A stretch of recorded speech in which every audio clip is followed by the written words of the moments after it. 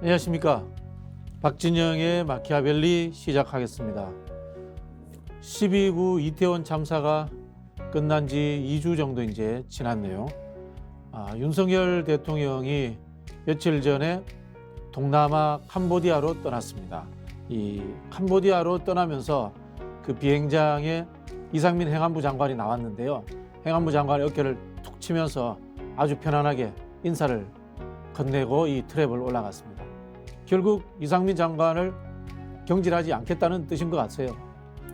지금 보니까요, 야당과 여론에서 이상민 장관을 해임하라 그런 이야기가 아무리 나오더라도 나는 그냥 간다, 일상으로 돌아간다, 그리고 해외 순방은 잘 다녀오겠다, 그런 뜻인 것 같습니다. 사실 이 참사의 수습 기간 중에도 관제 애도를 통해 가지고 야당의 입을 봉쇄하고 언론들이 극단적인 비판하는 것을 가로막았던 것 같습니다. 어떻게 보면은 이 윤석열 대통령의 문객이 막무가내 이 정치 프레임이 어느 정도 성공을 한 것 같다라는 그런 생각이 듭니다. 물론 이게 국민들에게는 깊은 분노를 자아내고 있습니다만은 이 정권 통치술에서는 성공했다, 이렇게 자임하는 것 같습니다. 자, 변희재 대표님 모셨습니다. 예, 안녕하십니까. 네, 금방 제가 짧게 말씀을 드렸는데요. 윤석열 대통령은 일단 본인은 일상으로 돌아온 것 같습니다. 예, 예. 아니, 일상으로 돌아온 게 아니라요. 이분은 계속 일상인 것 같아요. 계속 일상입니다. 예, 똑같은 일상으로 똑같은 상태로 가고 있고, 지금 우리 작가님은 이렇게 윤석열 지지율을 이렇게 쭉 그래프로 네, 지지율. 가져왔는데 예. 똑같아요, 지지율이.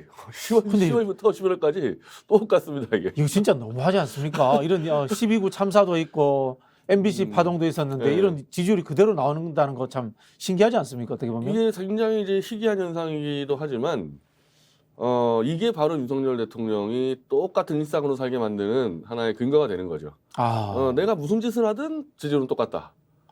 어떻게 보면은 개판을 쳐도 똑같고 잘해도 똑같을 바야 그냥 개판 치겠다. 개판의 일상화. 개판에서 국민들 어차피 기대하지도 않을 거니까. 예, 예. 이게 어떻게 보면 저도 별로 예. 이제 신경이 안 쓰여져요. 야, 무뎌지는군요. 무슨 우리가. 참사가 나든 지지율도 똑같을 거고 윤석열도 똑같을 거고, 네. 예, 이렇게 계속 간다. 이거 사실 어떻게 보면 이거는 국민의 이 여론을 담아서 움직여야 되는 민주주의가 파괴된 거죠. 멋있게 얘기하면. 야, 우리가 그 세드 메더리스트적 인간형이라는 이야기를 합니다. 정치학에서. 인간은 지배받기를 원할 때도 있다. 복종을 원할 때도 있다. 그것은 습관처럼 길들여지는 리더십에 따라서 대중들이 그렇게 바뀐다.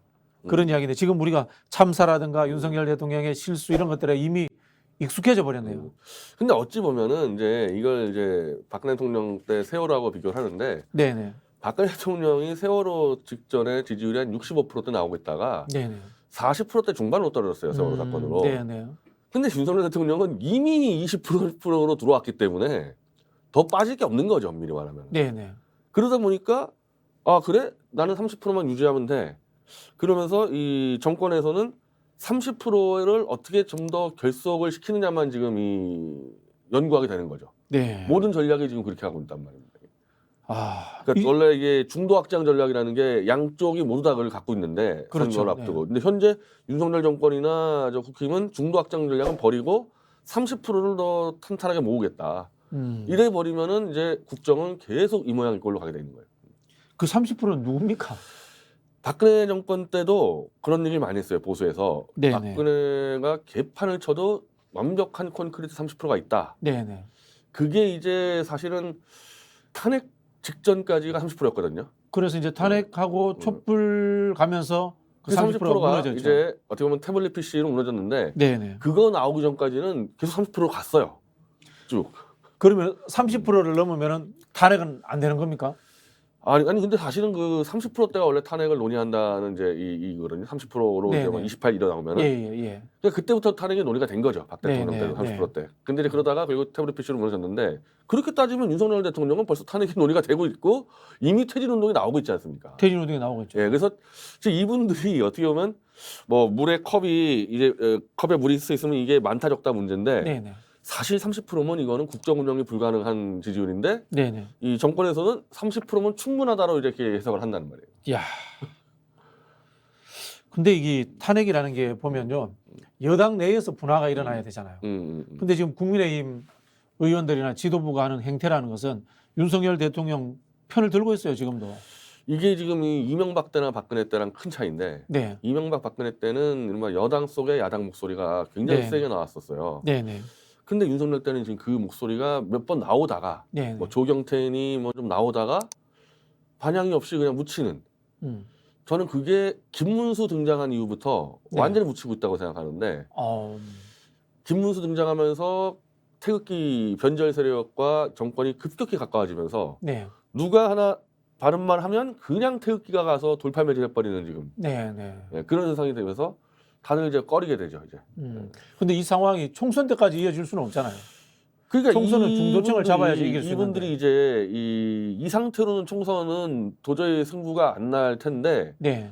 지금 목표는 30%를 뭉쳐놓은 다음에 야당은 그냥 수사로 때려 부숴가지고 정계개편 들어가겠다. 정치 혐오를 만들어 가지고 네. 정치판 자체를 흔들어 버리겠다. 흔들어서 이 정계개편 하려고 이제 생각을 하겠죠. 뭐 그거는 네. 이제 뭐 제가 천공 얘기를 듣고 이 정권의 방향을 보듯이 네네. 그 정도 비중 있는 사람은 저는 강신업이라고 보는데 네네. 강신업이 그렇게 얘기합니다. 총선 전에 정계개편한다. 그래서 이준석, 유승민은 쫓아내고 네. 저쪽에 민주당의 이른바 수박들과 손잡아서 신당 창당한다. 이게 강신업이 지금 얘기하고 있는 거거든요. 최근에 김한길 전 대표고 현재 국민통합위원장이죠. 윤석열 대통령과 독대했다는 것이 특정 언론과 인터뷰를 통해 가지고 기사가 났습니다. 아니 근데 국민통합위원장이 국민통합은 아예 안 보이고 이분 뭐 네. 무슨 뭐 정치 공작 하러 다닙니까? 이거 지하에서 움직이는 스타일로 보이는데 네. 국민통합 행사를 내가 본 적이 없는데 이번에 그 한남동 입주하는 것도 이제 신당 창당을 하려면은 은밀한 이제 장소가 필요한데 네. 한남동 공간은 청와대보다 더 좋은 게 청와대는 출입 통제 시스템이 있어가지고 다 기록이 남는데 이제 한남동 그게 없다는 거예요.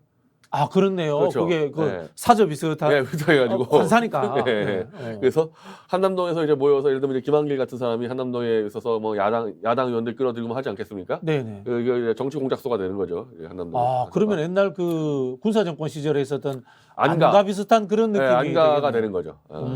사실 그 청와대가 이게 다 기록이 남아가지고 네네. 나중에 다 문제되지 않았습니까? 네. 금방 말씀하신 이 30%를 센터를 유지하는 프레임이다 이렇게 이야기를 하셨는데 MBC 기자들을 비행기에서 내려한 것도 같은 그 효과가 나요. 뭐 그것 때문에 전략이겠네요. 모르는데 엄청난 효과를 발휘해서 네. 이게 저도 참 뭐 자괴감이 느껴질 정도인데 네. 이명박 박근혜 정권하고 비교했을 때 보수 장외 인사들 이제 보수 운동가들이죠. 그러면 진짜 이거 이명박이나 박근혜를 이렇게 찬양한 적이 없어요 생각보다. 네. 네. 근데 지금 윤석열은 냉정하게 말하면 박근혜, 이명박보다 한참 이 격이 떨어지는 수준도 분인데 떨어지고 뭐. 완전히 이거는 보수가 그냥 열렬히 예찬하고 찬양하고 네, 난리 네. 법석에서 거의 김일성이 지금. 김일성이. 예. 실제로 윤석열 지킴이 야. 의병본부가 만들어졌는데 네네. 이제 뭐 저나 이제 김영민, 안질과 같이 윤석열 퇴진 운동하는 사람들에 맞서서 네네. 윤석열 지키기 의병운동본부가 글을 쓴 거 보면요, 그냥 네. 위대하신 윤석열 수령님 지혜로우시고 뭐 이런 식의 이제 박근혜나 이명박 때도 그런 적이 없는데 완전 미쳐 돌아간다. 근데 네. 왜 그럴까 싶었더니 이 30%가 지금 윤석열에게 남은 30%가 실제 탄핵 무효로 운동했던 그 30%거든요. 네네. 탄핵의 지지율이 7대 3이었어요. 네네. 그 30%가 완전히 변절한 거죠. 탄핵에 대해서는. 네네. 탄핵을 조작 수사로 추진한 윤석열로 가니까 네. 그것도 한두 명이 아니라 집단 변절, 전체가 변절해 버리니까 네네. 이게 이제 거의 공범 의식. 음. 윤석열과 이 전체가 공범 의식이 돼서 뭐 저는 그걸 범죄 공동체라 그러는데 네네. 오히려 정신적으로 스스로 세뇌됐네요. 더 미친 듯이 더 이제 그냥 그러니까 윤석열이 무너지면은 자기들의 변절까지 다 이제 드러나니까 네네. 거의 그냥 하나 범죄 공동체가 돼서 끝까지 운명을 같이 하겠다 이렇게 돼 있는 겁니다. 친일파들이 예, 그렇죠. 예. 일제강점기 때 오바해서 더 충성한 예, 것처럼. 예, 네. 지금 이 MBC 관련해 가지고 이 극우 유튜버들이라든가 이쪽 SNS라든가 이쪽의 흐름들은 칭찬 일색입니까? 아니 위대하신 윤석열 수령님에서 감히 이명박 박근혜도 못하던 일을 해내시고 이렇게 간다니까요 지금. 아니 그러면은 이명박 박근혜도 마음만 먹으면 전용기 못 태울 수 있었겠지. 그렇죠, 그렇죠. 안 한 거죠. 태워간 이유가 있는 거거든. 안 한 거죠. 그런 식으로 하면은 MBC가 문제가 아니라 그래도 전체 언론계라는 게 있는데 네네. 그 사람들이 그래도 한 명 한 명이 다 펜팔이 있는 사람들 여기서 문제가 되니까 전체 언론계에서 그래서 안 한 네네. 건데 그걸 남들이 다 이유가 있어서 안 한 거를 했다 그래서 위대하신 수령님이 그러고 있으니까 그러니까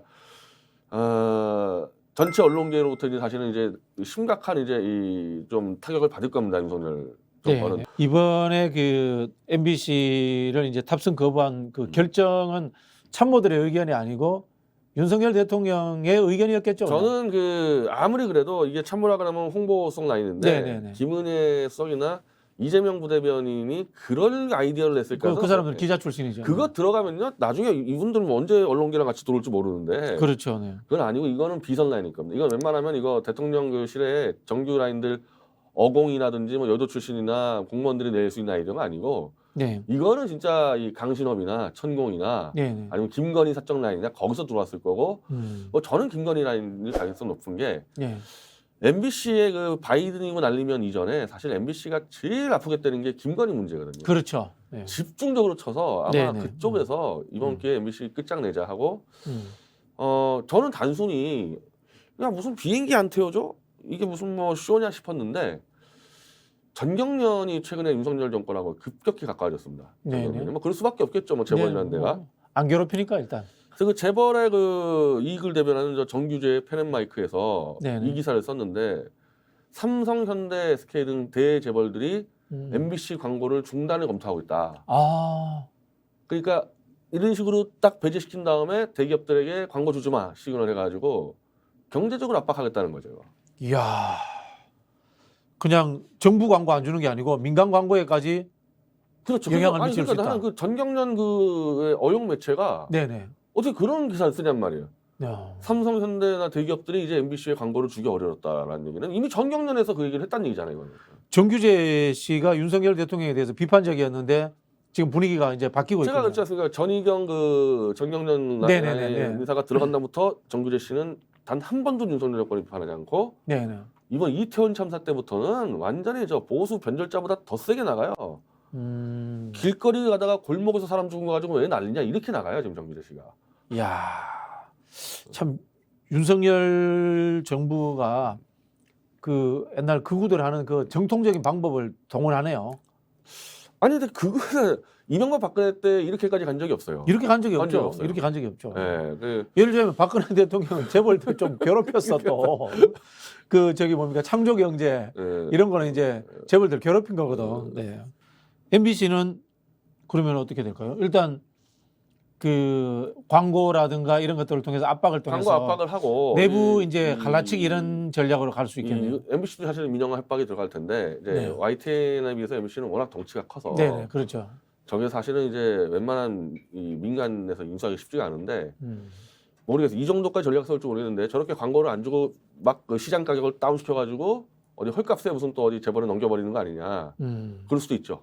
야. 사실은 이 박근혜 때는 그런 검토는 안 했는데 이명박 때는 그런 검토를 했어요. 그렇죠. 실제. 사실 이명박 네. 정부하고 비슷한 좀 점이 비슷하죠. 많아요. 박근혜보다 이명박 때도 왜냐면 다 네. 그때 친이계들이 다 들어가 있으니까. 그렇죠. 예. 이명박 때는 검토만 했는데 안 했어요.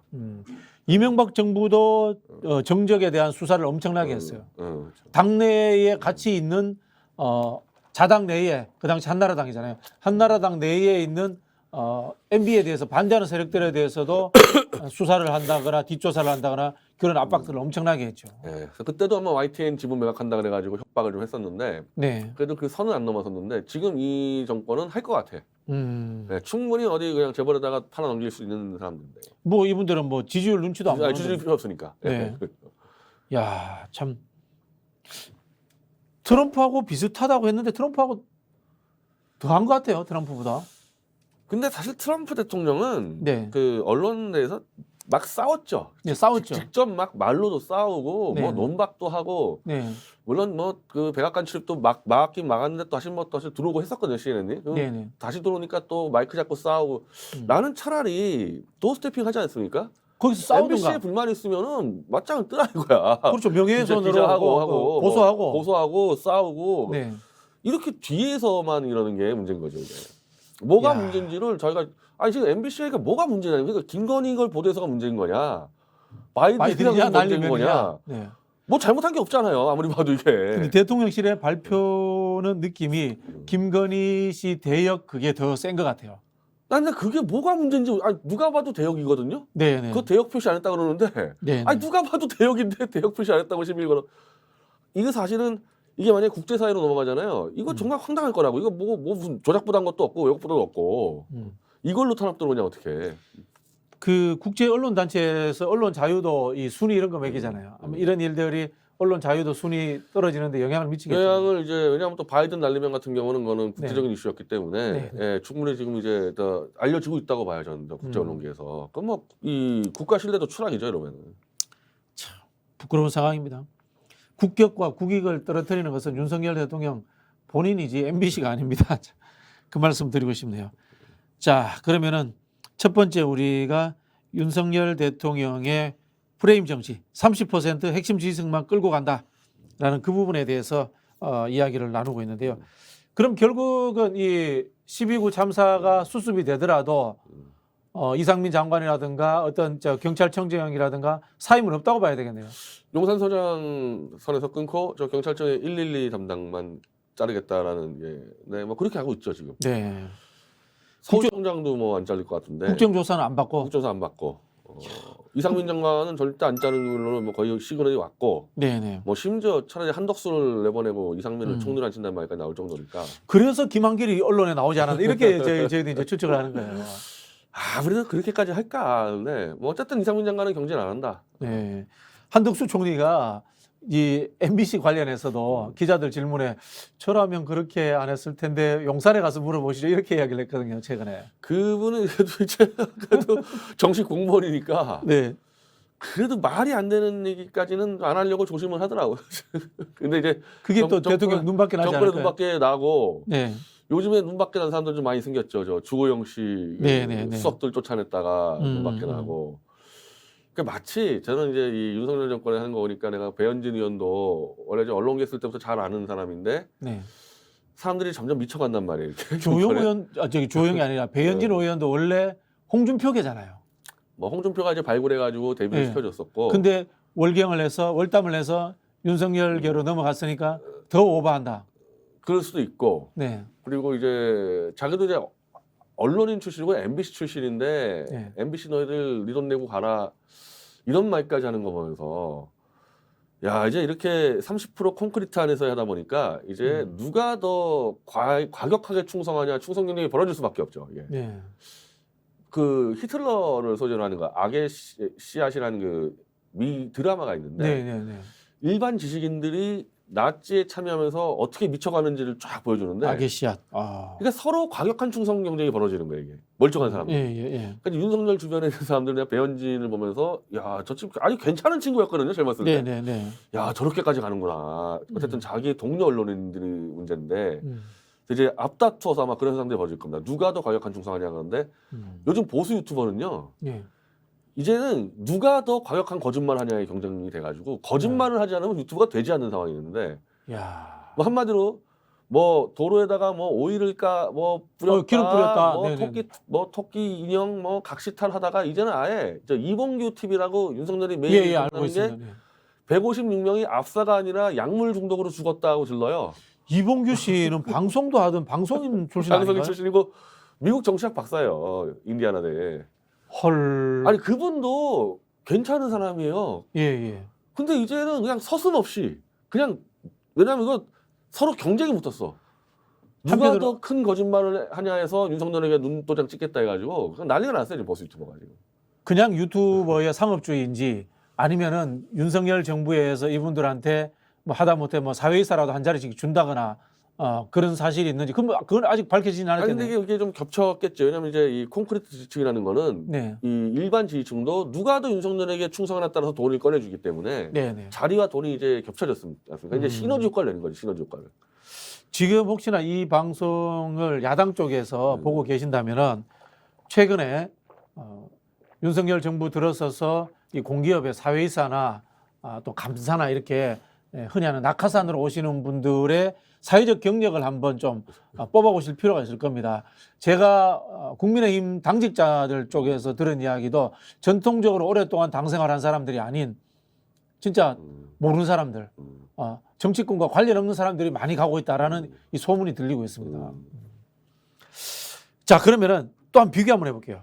박근혜 대통령 때도 2016년 총선을 앞두고 친박 간별사 이래 가지고 말이 많았습니다. 그때하고 비교했을 때 어디가 더 심한가요? 아니 근데 그때는 사실은 유승민 김무성과의 이제 박근혜 정권과의 이제 한 1년 이상 됐던 갈등이 있었어요. 당내 권력 투쟁. 한 1년 이상. 그러니까 당 대표가 김무성이었고 원내대표가 유승민일 때. 그 당시 이제 유승민 의원이 이제 사회 경제를 주장하면서 일단 경제 노선이 안 맞는 거야. 원내대표하고 대통령하고. 그러니까 사회 경제 노선에서 약간 진보 쪽에 좀 치우쳤고 보수 쪽 경제 관화가 안 맞으니까 계속 충돌하는 부분에서 나중에 결정적으로는 공무원 연금 개혁할 때 유승민 의원이 이 시행령을 이제 국회가 통제할 수 있는 지금 이제 야당의 똑같은 이야기죠. 그거를 이제 이 통과시켜 버려가지고 박 대통령이 대노해서 야, 이거는 이게 내각제가 자는 거 아니냐, 행정부를 대통령의 권한에 대한 도전이다. 그래서 그때 이제 거부권을 샀기 때문에 사실상 그때부터 김무성, 유승민계하고는 박 대통령은 따로 가는 상황이어서 실제로 저 같은 경우는 분당하라고 주장했다고. 이건 노선이 완전 달라졌는데 당 대표하고 원내대표하고 이게 말이 되냐? 자기 분당해서 총선 진다 그러면 자기들이 책임지는 건데 같이 가면 더 위험할 거라고 제가 주장했으니까. 그때는 오히려 차라리 깨고 나가는 게 맞았던 거고 오히려 어설프게 그 최경환 부총리가 나서서 진박 뭐 어쩌고 감별하다가 공멸했죠. 공멸 완전히 지금 그때는 그런 상태였는데 지금은 아니 지금 이 당내에서 무슨 노선 문제 있습니까? 노선 문제로 그러니까 주류 비주류가 그냥 기이한 행태, 엽기 괴기적인 행태에 대해서 바른말 하냐 이 문제지. 노선에 아무 문제가 없어요. 노선 주장하는 게 아니잖아, 이 사람들이 지금. 자, 그러면은 그 당시에 박근혜 정부 최순실 게이트가 드러나기 전까지 국정은 돌아갔다라는 것과 그다음에 정책 갈등이었다. 이 말씀을 하시는 노선 갈등이 있었다는 거죠. 노선 갈등이다. 정책 노선 갈등이었다. 분당을 해야 될 정도의 노선 갈등이 있었던 거고. 지금은 그게 아니니까 노선이가 정책 노선 전혀 이름도 아니고 그냥 기이한 행태에 대해서 윤석열 대통령의 기행들 정상적인 국회의원이 바른 말을 하는 거를 짓밟고 있는 거죠. 이거는 완전 다른 문제입니다. 이거. 기가 찹니다. 그래서 윤상현 의원이 뭐 친윤계라 그러는데 이상민 물러나라 그랬다가 지금 융단 폭격 당하고 있거든요. 너무 당연한 말을 하는데도 뭐 예전에 무슨 뭐 대깨문이라 그랬다보다 훨씬 더 심할 정도로.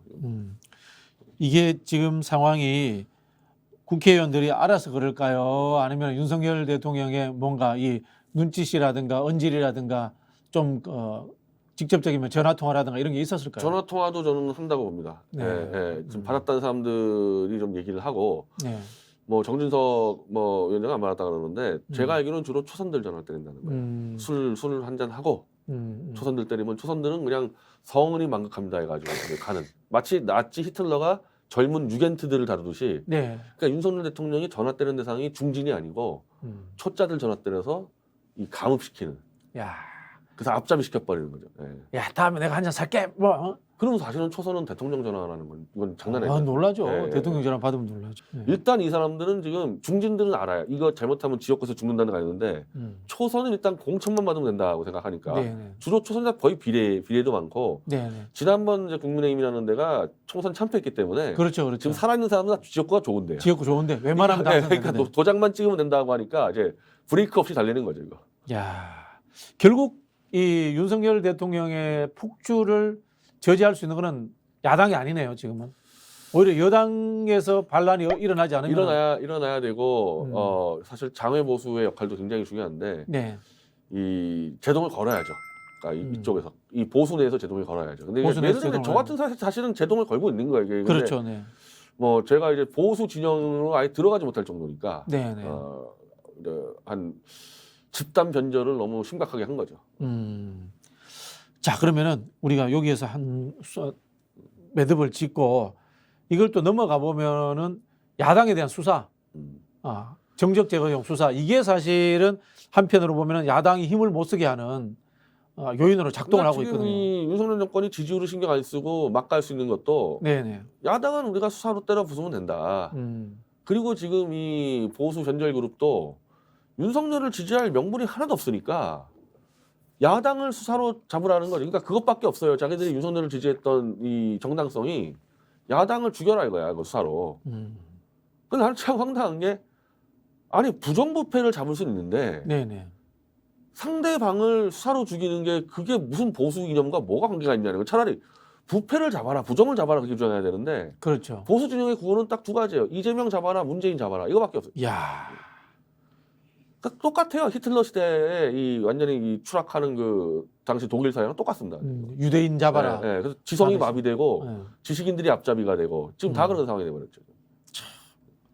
지금 수사 상황은 어떻게 될 것 같아요? 지금 보면은 정진상 씨나 이 김용 씨에 대해 가지고 집중적인 수사를 하고 있는데 제가 느끼는 바는 그래요.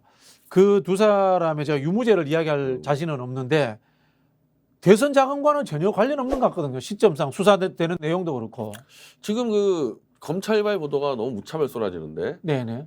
그걸 이제 검찰이 손을 봤던지 기자가 손을 봤던지 정말 자세히 봐야지 좀 이 허점이 보이지 마치 네. 그냥 지금 현재 김용 씨 같은 경우는 이미 돈을 받은 걸로 확정적으로 막 기사가 나가요. 그렇죠. 본인은 돈을 받지 않았다고 받지 않았다고 이야기하고 이러는데 있는데. 네네. 이미 김용은 돈을 받았고 이 돈이 이재명에 들어간다는 걸 이거 따진다 그러면 네. 아마 일반 독자들 같은 경우는 다 돈 받았다고 믿고 있을 거고 네. 지금 이번에 남욱 씨가 좀 속속한는지 모르겠는데 네네. 지금 김만배 등등 되는 것들도 전부 다 그냥 음. 유동규 남욱발을 그냥 기정사실화해서 막 밀고 가니까 네네. 잘 읽어보면은 결국 저 둘의 직원밖에 없어요. 그렇죠. 나머지 증거 하나도 없고 그렇죠. 네. 둘의 떠든 것밖에 없는데 이게 기정사실 시켜버렸죠. 언론을 쫙 뿌려서. 근데 이게 원래 윤석열 사단 지금 민주당에서 박영수 특검 사단이라고 얘기를 하던데 네네. 그 인맥들 그게 그 사람들이 원래 특검 때부터 저짓했거든요. 음. 똑같은 수법을 쓰는 겁니다 그냥. 그러니까 지금 사실 윤석열 정부가 이렇게 엉터리 짓을 하고 괴이한 짓을 하면은 민주당 지지율이 올라가야 되는데 안 올라가고 있어요. 오히려 이 중도층들이 많아지고 무응답층들이 많아지고 지금 정당 지지율에서는 한 5에서 10% 정도 앞서 있는 걸로 보이는데 네네. 이제 그러니까 자신 있는 거거든요 여당은. 5에서 10% 정도는 수사로 때려 부수면 끝난다고 생각하니까 지금 윤석열 대통령에 대해서는 7대3 아닙니까? 네네. 반대 7이고 상수 3이면은 최소한 민주당이 더블 스코어 정도 앞서고 있어야 되는데 그렇죠. 그게 안 되니까 자신감이 있는 거죠. 이야, 이 수사는 계속되겠네요. 아 당연히 수사가 아니고 예. 그냥 어디 때려잡는 거지 누구 뭐. 한두 명 불러가지고 협박을 했든지 회의했든지 야 예. 다 말해 없는 말도 지어내 그리고 언론 터뜨리고 그럼 그걸로 끝나는 거예요. 이거 수사가 아니에요 이거는. 이재명 대표뿐만이 아니고 좀 이 국민들이 알만한 인지도가 있는 유력 야당 인사 또는 뭐 이 여당 인사지만은 반윤 성향에 있는 사람들 그런 사람들도 안전하다고 보기는 어렵겠네요. 저 강신업 씨가 이제 네. 솔직히 믿긴 싫은데 이 사람 말도 거의 다 되고 있어요. 그렇죠, 똑같이. 그렇죠. 네네. 이번 주 초에 완전히 검찰총장이 브리핑하듯이 네네. 수사 과정을 설명해 주는데 네. 아 이거 들은 얘기라고 하기에는 너무 구체적으로 설명해요. 검사가 몇 명 투입돼 있고 수사 상황이 그러니까 검찰총장 브리핑하는 수준으로 해가지고 정진상을 이번 주에 친다. 네. 이틀 뒤에 정진상 압수수색 들어갔거든요. 그렇죠. 그리고 정진상은 그러면 이제 구속영장이 나올 거고 정진상이 영장 나오자마자 저 이재명 대표에 대해서 소환을 할 거고 지금 제일 많이 나오는 언론에 나오는 이야기가 정진상 이재명 경제 공동체 이야기입니다. 또 써먹었고 네, 또 써먹고 있어요. 또 써먹고 있어요. 또 그 써먹고 전가의 있어요. 보도거든 이거. 아니 그러니까 이게 예를 들자면 김용 부원장이나 정진상 실장이 자 돈을 받았다라는 증거도 없을 뿐더러 이재명 대표에게 돈을 줬다라는 증거도 없는데 그런 이야기는 제대로 나오지 않고 경제 공동체 이야기가 벌써 나오고 있어요.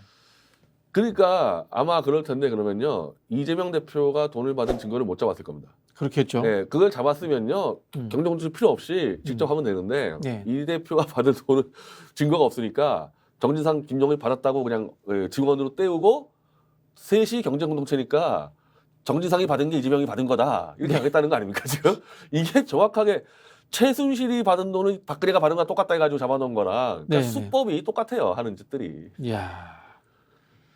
근데 참 제가 안타까운 게 대한민국 검사가 다 이렇지 않을 거 아닙니까? 예. 어찌 보면은 선량하고 정직한 검사가 많을 텐데 요 소수의 윤석열 한동훈 집단의 요 소수의 이 어용 검사들이 성실하게 일하는 검사들이 쌓은 신뢰를 이용해서 일반 국민이나 기자들이 네. 설마 그래도 대한민국 검사가 그렇게까지 수사를 저렇게 조작날조할까 그 신뢰를 이용해가지고 조작날조 해버리는 겁니다. 이거. 네. 그러니까 기자들이 제가 만나봐도요. 네. 설마 검사가 그렇게까지 했겠냐고 그렇게 한다니까 기자들 같은 경우. 설마 검사가 깡패처럼 정치 보복 수사를 하겠어? 이야기를 윤석열 대통령이 했습니다. 아니 제가 그 태블릿 가지고 제가 5년을 싸우고 제가 감옥까지 갔다 왔는데 저도 태블릿 조작 안 믿었다니까요. 아니 설마 개인 IT 기기를 어떻게 사용자를 조작을 하냐. 예. 저도 끝까지 안 믿었어요. 근데 한단 말이 사람들은 거. 검사가 보복하면 깡패지 그게 검사냐 이렇게 이야기를 했는데 MBC한테 바로 응징했죠. MBC를. 그러니까 선량한 다수 검사들이 쌓아온 신뢰를 이용해 가지고 그걸 악용해 버리는 거지 사람들. 네. 저는 그 이재명 대표 관련 기사들 이제 검찰발 기사들 보면요, 야 저거 정말 큰일 나겠구나. 그냥 제동이 안 걸리고 한 번이가 이 사람들이 조작 수사로 몇 번 성공하다 보니까 더 큰 조작들이 벌이는 거죠. 그러면 이재명 대표에 대해서 정치관계법인 이제 허위사실 공표로는 이제 기소가 되어 있습니다만은 다른 이 대장동 건이라든가 여러 가지 뭐 성남 FC 건이나 이런 것들도 기소하고 영장 청구까지 갈 수 있겠네요. 이자들이 또 하나 수법이 네. 조작 날조하다 보니까 아주 구체적이고 명확한 범죄를 못 잡아요. 네. 두리뭉실하게 한단 말이야. 그러면 네. 어떻게 하냐? 양으로 떼워. 양으로 떼워. 양으로 떼워요. 그래서 와장창 양으로 떼어서 판사도 헛갈리고 네. 변호사들이 죽어나가. 이 변호사가 한 3-4명 붙어도 네. 얘네들은 그냥 검사 수십 명 붙어가지고 그렇죠, 그렇죠. 없는 거 막 지원해가지고 이렇게 갖다 주면요 검토할 시간이 없지 않습니까? 네. 그 구속영장 때 대비를 못하는 너무 많이 하니까. 아, 얘네들은 한번 잡으면요 범죄 사실 뭐 30까지 40까지 넣어버려요. 그렇네요. 그러니까 이재명 대표에 대해서도 다 하잖아, 다 그냥 몽땅 다. 그렇죠. 지금 뭐 이 순환 융단 폭격도 어떻게 아니고 보면 이재명 대표가 공직생활한 걸 다 잡고 있어요, 전체를 다. 지금 성남시장 때 거부터 끄집어내 가지고 한 사람이 폭격 뭐 예를 들면 성남 FC 폭격했다가 대장동 뭐 쌍방울 폭격했다가 뭐 다 나오잖아요. 무슨 상방울 폭격했다가 무슨 폭격했다가 이걸 뭐 너무 다양한 폭격이 돌아가면서 나오니까. 그럼 거기서 원래는 정상적인 검사면요 그 중에 확실한 거 한두 가지만 하는데 얘네들은 네. 그걸 다 때려 넣어가지고 구속영장을 다 때려 넣습니다. 이거 사실 전형적인 이제 별건으로 만든 종합선물센터 만드는 원래 거죠. 안 그랬어. 얘네들 이 윤석열 애들 말고는 그렇게 절대 그렇게 안 했거든요. 네. 그래서 사실 그러면은 판사가 제동을 걸어줘야 되는데 판사가 제동을 걸어요. 판사 못 겁니다. 예. 며칠 전에 있었던 그 정진상 실장 압수수색 관련해서 민주당사를 들어왔는데 아무것도 못 들고 나갔답니다. 사실 이거 판사 문제 있는 겁니다. 판사들은 이 검찰이 움직이면 아 뒤에 정권이 움직이는구나. 그럼 정권이 어차피 법원의 인사권을 가지고 있지 않습니까? 네, 네. 이제 영향을 지금 이제 미치니까. 현재 윤석열이 임명할 수 있는 대법관 7명이라고 그러더라고요. 네, 네. 그 판사 줄 서는 거죠. 그래서 그 부분을 이제 기자들 저한테 질문하는데 아니 당신 말대로 이렇게 검사가 조작을 하면 재판 가서 드러나지 않냐? 네. 드러나는데 네. 드러나도 그냥 버티고요. 증거 조작한 게 혐의가 있어요. 그러면 이제 그 증거를 이 친구들은 제출 안 해요. 네, 네. 그럼 우린 받아야 될 거 아닙니까? 그럼 우리가 판사한테 뭐 하면은 판사가 제출하라 그래. 그 네. 증거를 안 줘요. 판사가 주라 그래도 안 줘요, 그냥. 그냥 넘어가는 거 아닙니까? 그러면 결국은 이제 뭐 재판에서는 최종 대법원까지 올라가서 지더라도 그 과정에서 완벽하게 이제 상대방을 흠집을 다 내버리겠다 이런 전략이네요. 그래서 어쨌든 1심만 이겨놓으면 된다고 생각하기 1심만 때문에 이겨놓으면 된다. 1심 판사들 같은 경우는 좀 젊잖아요. 네네. 그럼 앞으로 더 눈치를 봐야 되는 거죠. 차라리 네. 고법중 가면은 퇴직하기 직전에 판사는 소신 있게 할 수가 있는데 1심 판사는 젊기 때문에 무조건 권력 따라가거든요. 이야, 그래서 검사가 써준 대로 가는 겁니다, 판결이. 그래서 법원에서 못 잡는다는 겁니다, 이게. 심각한 상황이네요. 자, 그리고 아까 말씀드린 대로 너무 왕창 때리니까 네, 이걸 하나하나 다 해야 되잖아요. 네, 네. 그럼 막 논점이 흐려져가지고 판사도 헛갈리고 정신 없어지는 거죠. 그냥. 사실 보면은 야당도 뭐 끌려다니기 바쁜 것 같아요. 너무 이슈가 많으니까 예, 이것저것 예. 따라다니다가. 갑자기 뭐 이렇게 대장동 이야기하다가 민주당 압수수색했다가 국회도 들어왔다가 이러니까 여기 막다가 저기 막다가 지금 정신을 못 차리는 상황으로 흘러가는 것 같아요. 저는 뭐 제가 그냥 조언 드리면은 이재명 대표가 비슷하게 얘기했는데 네, 윤석열의 검찰은 자기는 절대 인정할 수 없다고 끌어버리고 네, 지금 정진상이든 김용이든 본인들이 결백하다면 어떤 수사도 응하지 말고 네. 전면 다 보이콧해야 돼요. 지금. 전면 다 네, 보이콧해야 전면 된다. 보이콧하고 국정 그 협조로 전면 보이콧하고 네, 거기서 진짜 검찰 소환에 응하면 안 되고 네, 특검 아니면 수사 안 받겠다. 그러면 나 안 나갈 테니까 기소해라. 네네. 이런 식 정도 세게 나가야 됩니다. 이거. 특히 이제 그 우리 12구 참사 관련해서는 야당이 좀 약하죠. 이거 이미 뭐 삭발 단식을 하든 뭐 21세기에 없어져야 된다고 했습니다만은 21세기에 생겨서는 안 될 일이 생겼으니까 이 국정조사나 특검으로 끌고 가야 되는 거 아니에요? 이미 한 빨리? 10명은 이미 단식을 하고 있었어요. 그렇죠. 네. 타이밍 놓쳤어요. 이슈를 확 저쪽 그러니까 이재명을 친다는 것도 네. 참사한 하루 이틀 뒤에 강신업이 이재명을 친다 바로. 네. 왜 참사를 덮으려고. 이거 전에 이미 들어갔어야 되는데 놓쳐버렸죠 이슈를. 국정조사 가지고 하다못해 그 국회 본청 앞에 농성이라도 하고 단식이라도 자리라도 깔았더라면은 그 애도 기간 정할 때 그거 그냥 무시하고 들어갔어야 돼요. 니네가 저지른 범죄자가 무슨 범죄자가 애도 기간 하냐? 우린 무시한다고 그냥 그때 단식 들어갔어야 되니까 바로 특검 국정조사법 올려서 타이밍을 그러니까 요 조작 날조 검사들이 특기가 실력이 없다 보니까 감독이 타이밍을 잘 잡잖아요. 그리고 복잡한 이슈를 들어서 던져버리고 요런 이른바 언론 프레이에 능한 자들이거든. 성동격설을 아주 잘하는 것 같아요. 흔히 하는 말로. 한번 겉모술수밖에 모르는 자들인데 네, 그 겉모술수에 지금 야당이 계속 흔들리고 있는 거죠. 네. 그러니까 예를 들자면은 이 MBC 이슈도 어떻게 보면은 윤석열 대통령의 성품에 기한 우발적인 것 같은데 또 한편으로 돌이켜 생각을 해보면은 이 참사 책임론도 덮었고 그다음에 이 30% 지지율을 또 계속해서 버티도록 하고 그런 역할을 하고 있는 거잖아요. 이야. 야당은 그럼 무조건 싸워야 된다. 그러니까 이 완전 선을 그어야죠. 정면 투쟁 외에는 방법이 이미 없다. 선을 걷어 저쪽에서. 저쪽에서 선을 그었는데 뭘 자꾸 여기만 자꾸 국회 상임위 들어가가지고 질의하고 하면서 들어갈 필요 없어요. 뭐 다 질의하면 다 거짓말하는데 뭘 질의합니까? 맞습니다. 국회 운영위원장이 대통령실의 수석들한테 큰 소리 쳤다고 그걸 같은 그 여당에서 혼내는 그런 상황인데 특검 한 3-4개 정도 던져놓고 네. 이거 받을 때까지 우리는 다 보일 것이다 하고 장애로 나와야 돼요. 안에 왜 있습니까 거기서 우리는. 알겠습니다. 자, 저희가 지금 윤석열 대통령의 이 프레임 정치, 이 첫 번째는 30% 핵심 보수 극우 지지층만 데리고 간다. 두 번째는 수사를 통해서 야당을 지리멸렬하게 만들어 가지고 다음 총선까지 끌고 간다. 그리고 정계 개편을 노릴 수도 있다. 뭐 그 이야기를 했는데요. 자, 그러면은 보수 내의 분화, 여당 내의 분화 그런 가능성은 지금은 없을까요? 이제 그 방법밖에 없습니다. 이거 깨는 거는 이 30%의 콘크리트를 때려부수는 밖에 없는데 뭐 사실 그게 제 역할인 것 같거든요. 이제 그걸 해내야 되는 거죠. 이게. 그걸 해낸다는 것은 여당 내에 있는 그나마 양심적인 보수 세력이 그걸 해야 된다는 건지요. 아니면은 한편으로 보면은 야당도 그러한 어떤 모티브를 만들어주고 표현이 그렇습니다만은 정치 기획이 필요하다는 거죠. 야당은 일단 그 옛날 그 삼김시대식 야당으로 돌아가서 상김시대식 야당으로 돌아가야 머리도 된다. 둘러매고 투쟁 야당으로 바꿔주면 그것만 해주면 되는 거고 네네. 이 콘크리트 보수를 때려부수는 거는 진짜 보수 안에서의 양심의 목소리를 계속 내주고 그걸로 돌파할 수밖에 없고 있어요. 예, 이 포스트들이 좀 있습니다. 할 수 있는 사람이. 전략적으로 이제 야당 허리하는 이 진보 세력, 그 중에 좀 중도적인 세력들이 박정희 대통령, 박근혜 대통령과의 뭐 얕은 수준이지만은 제휴라든가 이런 것도 고려해 볼 수 있나요? 그게 결정적인 그 무기가 될 거라고 보는데 뭐 이제 뭐 제가 말씀드리면 이제 저희가 11월 30일 오후 2시에 이제 J 태블릿 JTBC 태블릿이 아닌 윤석열과 한동훈이 조작한 J 태블릿을 이제 발표를 해요. 네네. 아마 깔끔하게 정리될 겁니다. 이 자들이 어떻게 이 남의 거를 최선으로 덮어씌웠는지를. 그리고 저희는 이제 그걸 들고 우리는 같은 보수구 탄핵물 운동가들이니까 박 대통령 사저에 들어가서 기자회견하고 박 대통령에게 그걸 줄 거예요. 이것들.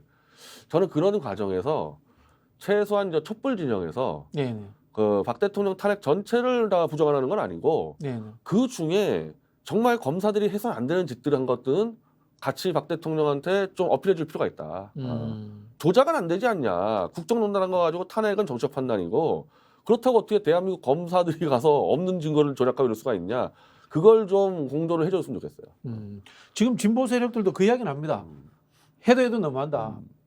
박근혜 이명박 대통령보다도 더 무능하고 악랄하다 이런 이야기 하고 그러니까 있습니다. 지금 제가 그 이재명 대표 수사하는 방식이 그 당시 박 대통령 수사했던 거랑 똑같다니까요. 들어가는 게. 그래서 그 부분에 대해서 좀 한번 돌이켜봤으면 좋겠어요. 그때 당시 수사 때 주로 박수를 쳤다 그래서 강백신 그 부장검사가 밑에 있는 그 검사가 민주당사에 나타나가지고 목에 기부수하고 떳떳하게 건방지죠. 오만하죠. 내가 박근혜 수사할 땐 당신들이 박수 치지 않았습니까? 지금 왜 이러십니까? 내가 그래서 그 말했는데 옛날에 김대중 시절 때 평민당이었으면 그때 연천조직 있었는데 강목으로 때려 강목으로 죽였어요. 그건 완전히. 언제 어용 검사가 와가지고 야당 앞에서 당당히 소리쳐.